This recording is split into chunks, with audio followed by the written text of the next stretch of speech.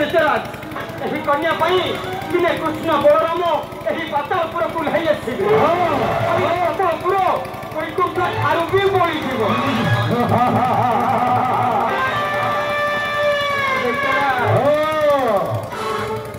कन्यार प्रतिपालन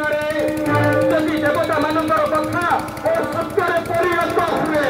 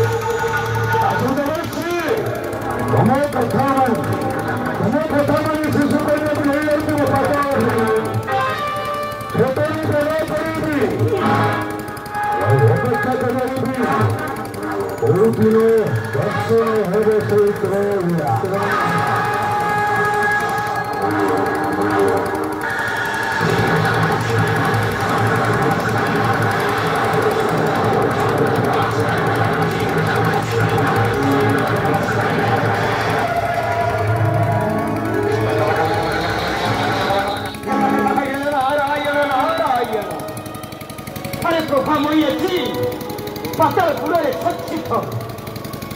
शून्य देह दिने शून्य मेलाइब अरे यही प्रभामयी हेब दिने प्रभास क्षेत्र में प्रभास यज्ञ आई प्रभामयी हेब दिने देवदानव मध्य तुमुल संग्राम सब तुम्हारी इच्छा प्रभु ये सब तुम्हारी इच्छा अरे यही तुम नाम गाई गाई मो जीवन सार्थक हो जाऊ प्रभु